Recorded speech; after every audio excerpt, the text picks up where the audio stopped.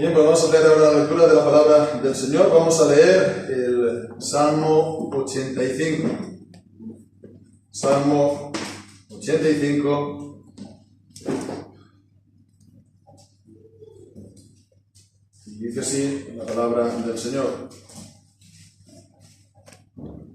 Al músico principal, Salmo para los hijos de Coré. Fuiste propicio a tu tierra, oh Jehová. Volviste la cautividad de Jacob. Perdonaste la iniquidad de tu pueblo. Cubriste todos los pecados de ellos. Selah. Apartaste todo tu enojo. Te volviste del furor de tu ira. Vuélvenos, oh Dios, salvación nuestra. Y haz cesar tu indignación de sobre nosotros. ¿Estarás irritado contra nosotros para siempre? ¿Extenderás tu ira de generación en generación? ¿No volverás tú a darnos vida para que tu pueblo se alegre en ti? Muéstranos, oh Jehová, tu misericordia y danos tu salvación. Escucharé lo que hablará Jehová Dios, porque hablará paz a su pueblo y a sus santos, para que no se vuelvan ellos a la locura.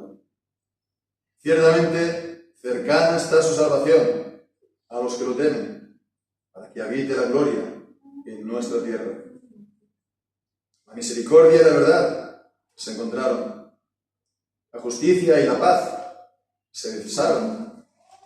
La verdad brotará de la tierra, y la justicia mirará desde los cielos.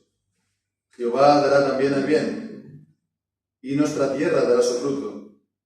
La justicia irá delante de él, y sus pasos nos pondrá por camino.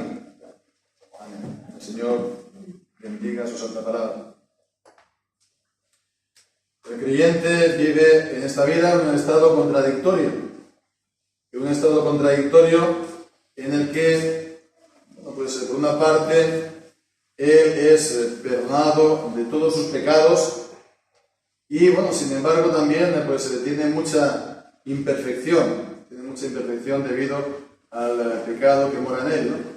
Esto hay una frase de Lutero que lo expresa así, ¿no? Que el creyente es a la vez justo y pecador, ¿no?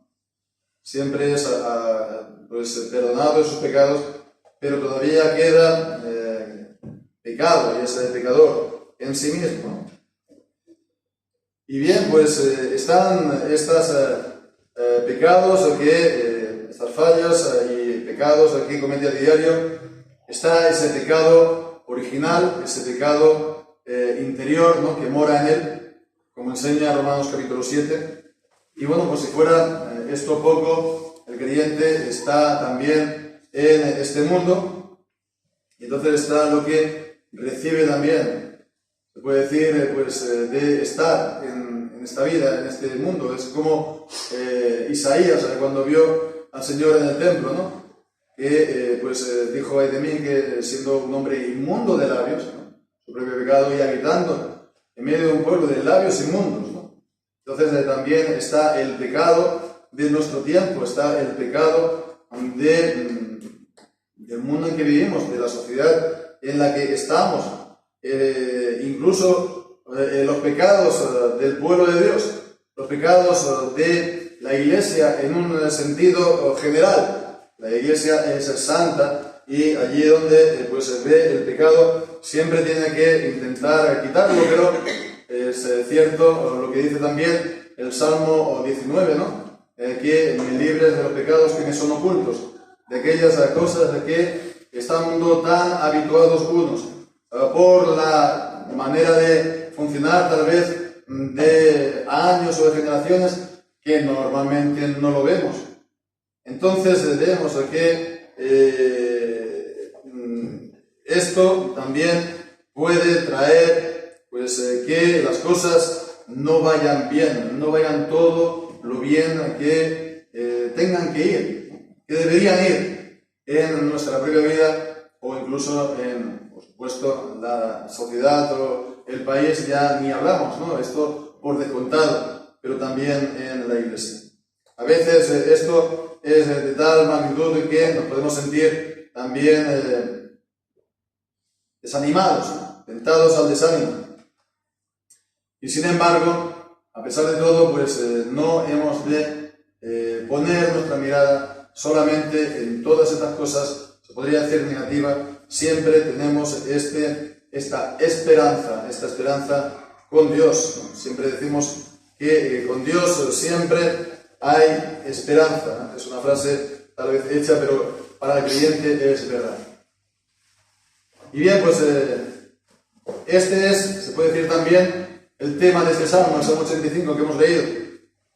Este Salmo 85 que tiene como título, los títulos nos acordamos que también forman parte de los salmos, ¿no? Al músico principal, Salmo para los hijos de Coré. En estos títulos a veces, ¿no? Pues siempre está la cuestión de si es que está diciendo para los hijos de Coré, o en este caso sería de los hijos de Coré, porque en realidad podría ser de ambas maneras y de ambas maneras también se traducen en distintas versiones de la Biblia.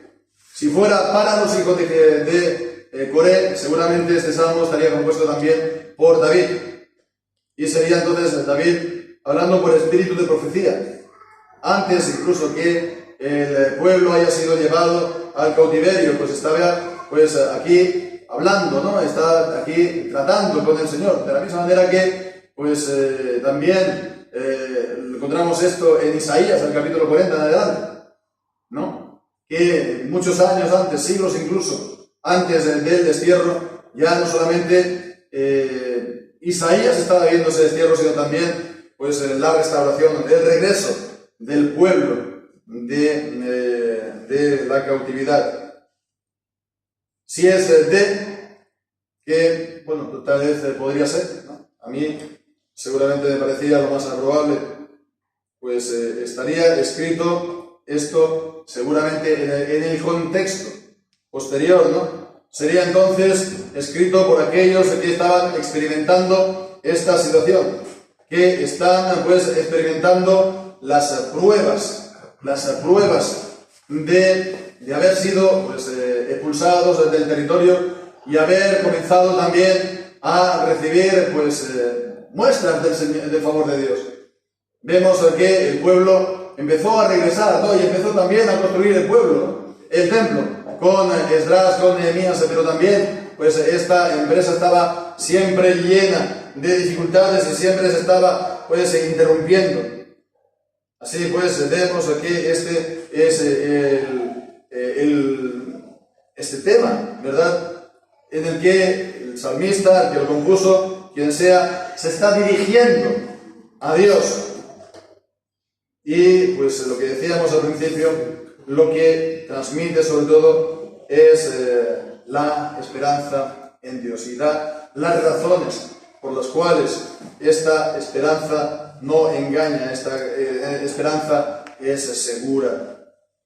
Y en primer lugar, pues lo vemos en los primeros versículos del 1 al 3, que está hablando de las manifestaciones de la bondad de Dios que ya había recibido, que ya habían recibido anteriormente.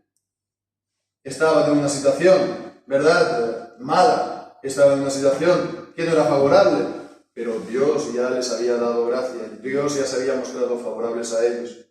Fuiste propicio a tu tierra, oh Jehová, volviste la cautividad de Jacob. Seguramente ya habían comenzado a regresar el pueblo, perdonaste la iniquidad de tu pueblo, cubriste todos los pecados de ellos. Selah, esta palabra para pararnos y meditar en lo que se acaba de leer, lo que se acaba de decir, cubriste todos los pecados de ellos. Pues vemos, ¿no?, cómo el Señor ya los había traído de vuelta y el Señor ya había dado perdón a todos sus pecados. Y el creyente es perdonado de todos sus pecados, de todas sus faltas, de todos sus errores. Del pecado original, el Señor ya no lo computa, ya no lo atribuye, ya no lo imputa. en nosotros. Hemos tenido esta mañana la cena del Señor y en ella el Señor nos está sellando su perdón. Nos está sellando. ¿Nos damos cuenta? Está asegurando de manera firme que todos los pecados nos son perdonados. Como hemos cantado en el Salmo 103, cómo está lejos el oriente del occidente. Así el Señor ha hecho alejar de nosotros nuestras culpas. Vemos entonces esto que hemos tenido esta mañana y hemos de estar agradecidos por ello. Agradecidos por ello. Apartaste todo tu enojo, te volviste de furor de tu vida, de tu ira. Hemos de estar, pues, como digo, agradecidos al Señor por el perdón de Dios de todos nuestros pecados por causa de Cristo, por su obra, por su sacrificio, por su sumo sacerdocio, su oficio como sumo sacerdocio a favor de nosotros.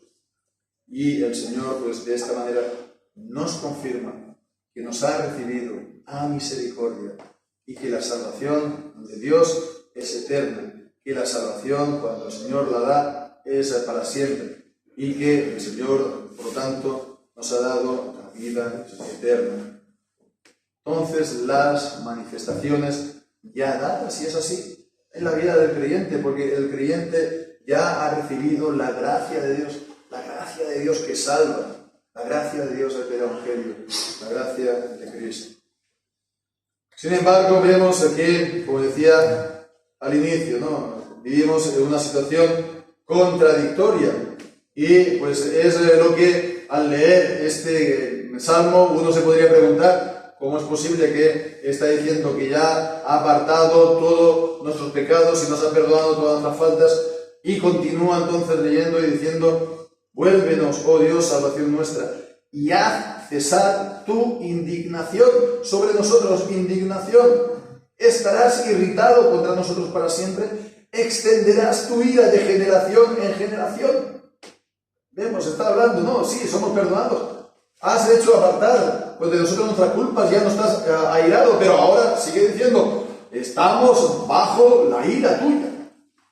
Entonces, esto sería, alguien diría, es una contradicción, no lo entiendo. Si fuéramos cabeza cuadrada diríamos: no, es que son dos salmos puestos en uno, ¿no? Como hacen los fantásticos teólogos y intérpretes de la Biblia, liberales, ¿no? Que es todo lo que ellos pueden sacar de la Biblia. Vemos que el creyente sí, efectivamente, está perdonado de todos sus pecados. Esa ira de Dios cayó sobre su Hijo. Cristo tomó pues, sobre sus hombros los pecados de su pueblo. Entonces nosotros, los creyentes, como personas, ya no estamos bajo la ira de Dios, ya no estamos en un estado de condenación, ya no estamos bajo el veredicto de culpables. El Señor ya ha declarado que somos inocentes y esto es una vez y para siempre. Ahora bien, por otra parte, el pecado como tal en nuestra vida y en la vida de todas las personas, el pecado, ¿qué es lo que produce en el Señor? Él es infinitamente santo, como hemos estado viendo. Él es muy puro de ojos para ver el mal. Y cómo Él va a estar cerca, conviviendo, teniendo compañerismo con el pecado. El pecado lo que hace es el rechazo de Dios. Provoca el rechazo de Dios. Provoca que Dios gire el rostro y que Dios no vea la tal persona. Bien, pues fijémonos, ¿no? Eso es lo que ocurre con la ira de Dios.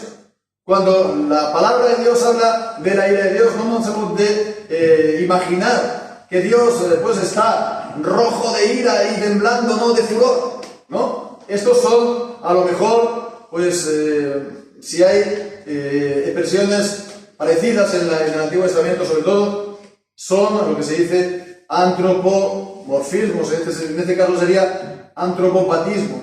Es decir, que está aplicando una emoción humana a Dios, pero Dios en realidad no tiene ira. Dios no muestra este enfado ni este furor, porque Dios es un Dios absolutamente perfecto e infinito. ¿Qué es la ira de Dios? Pues la ira de Dios es cuando Dios vuelve el rostro, cuando Dios nos deja andar en nuestros caminos, cuando nos deja andar en tinieblas, cuando no tenemos la luz de nuestro rostro en nuestra vida. Y eso nos permite también entender la declaración de que Jesucristo cargó con la ira de Dios en la cruz del Calvario. Porque fue que Dios no mostró la luz de su rostro y Jesucristo se encontraba pues en esas tinieblas que por no estar Él en la comunión con Dios, esas tinieblas que había en toda la tierra, era pues una muestra del estado del alma de Cristo. No que Él estuviera bajo el enfado o bajo la ira de Dios, sino que el Padre no hacía brillar su rostro sobre su Hijo en ese momento. Él no sentía el rostro favorable del Padre, sino que decía: Dios mío, ¿por qué me has abandonado? Bien, pues esto es lo que hace el pecado. El pecado siempre provoca el rechazo de Dios, y es en este sentido que provoca siempre la ira de Dios. Pero por otra parte, el Señor, en cuanto a sus hijos, Él está comprometido con tratar el pecado. El Señor está comprometido a no dejarnos y no abandonarnos.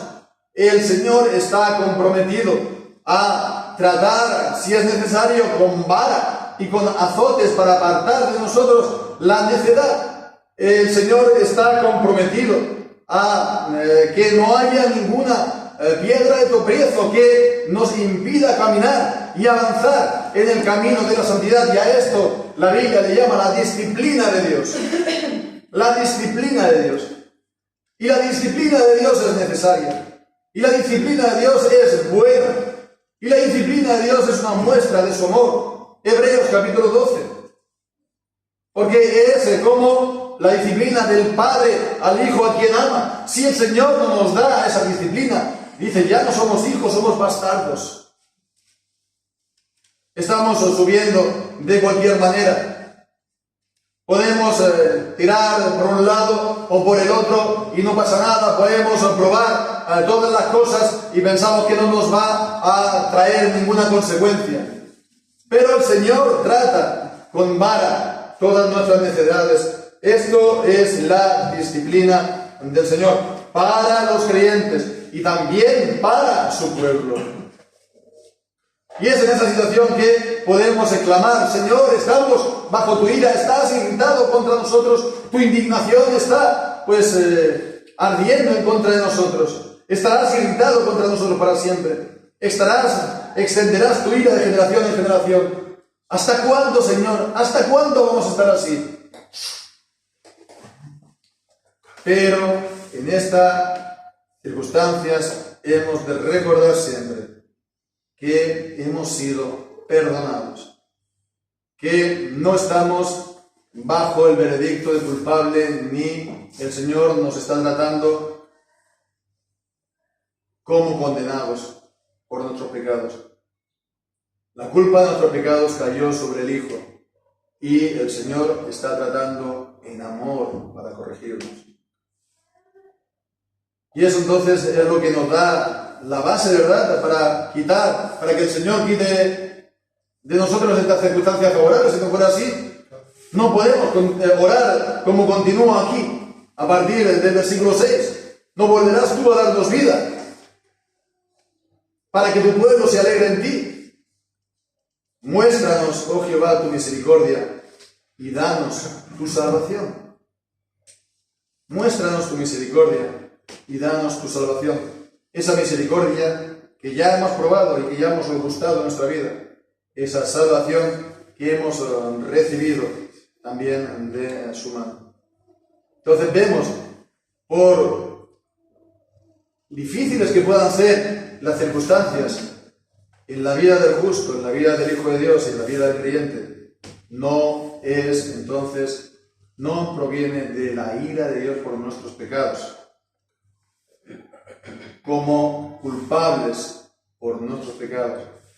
Acordémonos del justo Job, como él también había recibido todos esos males, y eso fue simplemente una prueba de Dios, que Dios lo permitió para que se mostrase su justicia, para que se mostrase que él verdaderamente era justo. Y precisamente la acusación de sus amigos era que estaba bajo la ira, recibiendo el enojo por sus pecados.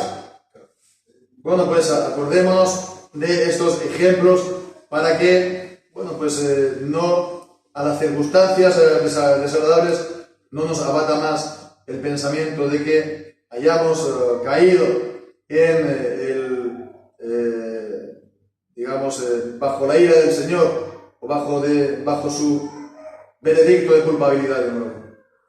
Eso no puede ser. Bien, pues entonces vemos ya cuál es, en esta circunstancia, cuál ha de ser el proceder del creyente. Pues es lo que vemos en tercer lugar, tercer punto, en este salmo, a partir del versículo 8. Puesto que esto es así, puesto que ya hemos recibido muestras de su favor, hemos recibido su gracia, hemos recibido su bondad, están estas circunstancias desfavorables, pero uno todavía se confiesa, porque no puede hacer otra cosa, creyente, ¿no? Señor, ¿a dónde iremos? Solo tú tienes palabras de vida eterna. Entonces, ¿cuál es su reacción? Versículo 8, escucharé lo que hablará Jehová, Dios, escuchar. Y eso es una gran cosa para nosotros. Escuchar antes que hablar. Escuchar a Dios en todo lo que nos dice. Escuchar, que es entonces la actitud de someternos a su palabra. En la Biblia, la idea de escuchar y la de obedecer están muy juntas la una de la otra. Es someternos a lo que el Señor nos dice. Escuchar lo que hablará Jehová Dios, porque hablará paz a su pueblo y a sus santos, para que no se vuelvan más a la locura. Qué grande es esto. Hablará paz. Esto es lo que veíamos hace poco también en el libro de Efesios, ¿verdad? Que unos y otros, los de lejos y los de cerca, están en el pueblo del Señor y el Señor les dice paz. Les da las buenas nuevas de la paz en Cristo Jesús. Porque hablará paz a su pueblo y a sus santos para que no se vuelvan ellos a la locura. La gracia de Dios y el favor de Dios vemos va también juntamente con su disciplina. El Señor no aprieta en exceso a sus hijos. No nos lleva más allá de nuestras fuerzas. Nos da juntamente con la tentación la salida para que podamos resistir. Entonces vemos, nos habla paz después de haber recibido su corrección. Y no hemos de olvidar lo que nos dice a continuación: cercana está su salvación a los que lo temen, para que habite la gloria en nuestra tierra. La palabra salvación también en la Biblia, en el Antiguo Testamento, también a veces tiene un significado bastante amplio. No es solamente la salvación en un sentido de la salvación de nuestros pecados, de la obra de Cristo, sino también muchas veces tiene el sentido de liberación. ¿no? Cuando el Señor pues salva, muchas veces aquí los está librando de sus enemigos, ¿no? Librando en unas horas angustiosas. Les está pues librando, y seguramente es esto lo que está aquí también diciendo, que esta liberación de estas circunstancias está más cercana de lo que uno se piensa. Está cercana, está próxima. El Señor no se duerme, ni se adormece. Nos dice el Salmo, ¿verdad? Creo que es el Salmo 125. El que guarda a Israel.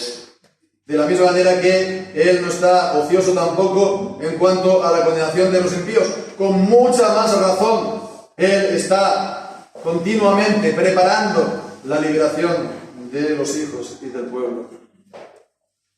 La liberación del Señor está más cercana de lo que nos pensamos. Para la gloria de Dios, para que habite la gloria de Dios en nuestra tierra. Bien, pues también leemos a partir del versículo 10, y esto es el cuadro pues maravilloso de este salmo, porque es tan conocido.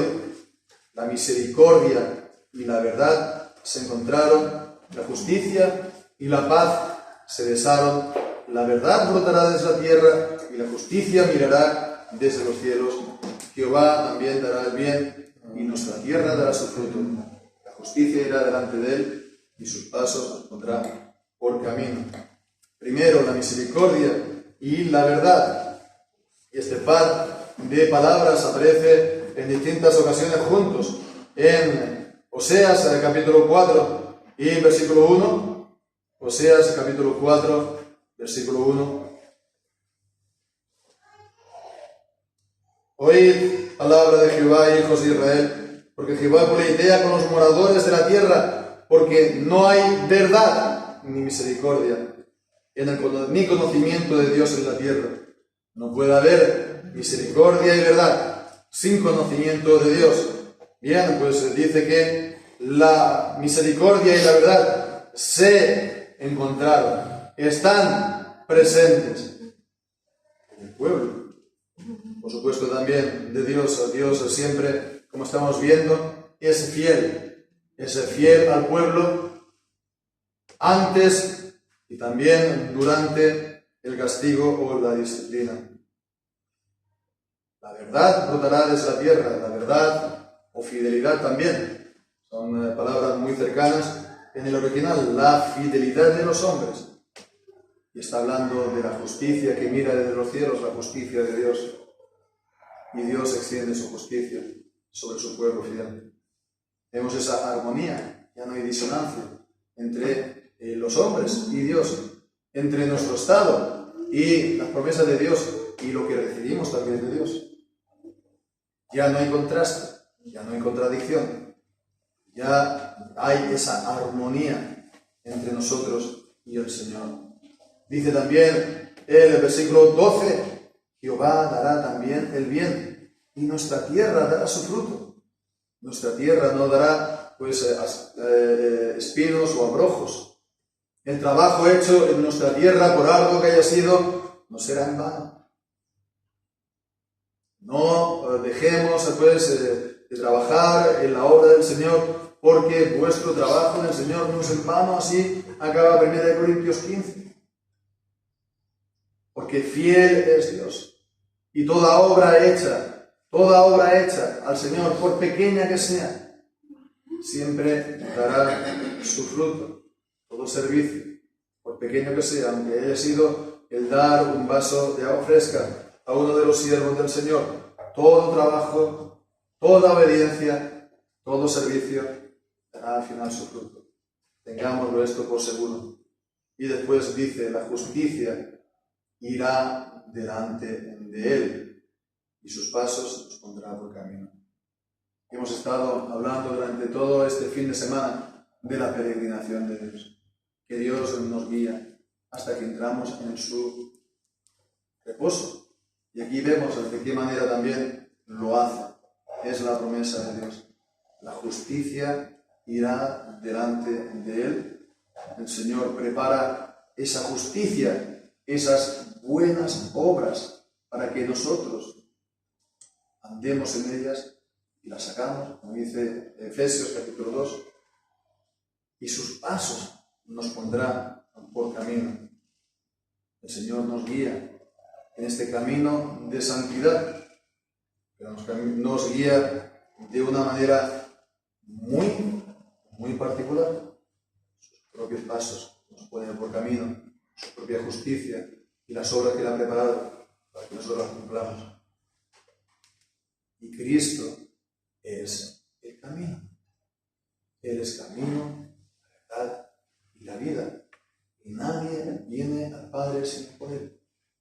Cristo es nuestro camino.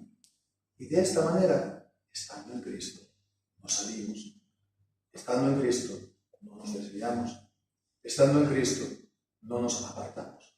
Si estamos en Cristo, si estamos unidos a Cristo, solamente podemos avanzar. Avanzar hasta que el Señor nos reciba un día en el reposo eterno de sus santos. Así pues, hermanos, vemos, no hay razón alguna para el desánimo, no hay razón alguna para la depresión, no hay razón alguna para que nos quejemos de Dios o nos quejemos a Dios. Simplemente hay que acordarnos de la gracia que ya hemos recibido, hay que someternos a la disciplina del Señor.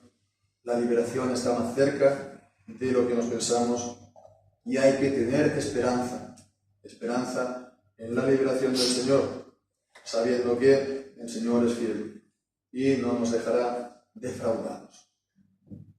Y hemos de caminar, hemos de seguir caminando hasta que estemos en la misma presencia del Señor y el gozo del Señor sea para siempre y sea perfecto, sin disminución, por toda la eternidad. Y mientras tanto, hasta que eso llegue, que el gozo del Señor sea nuestra fortaleza. Amén.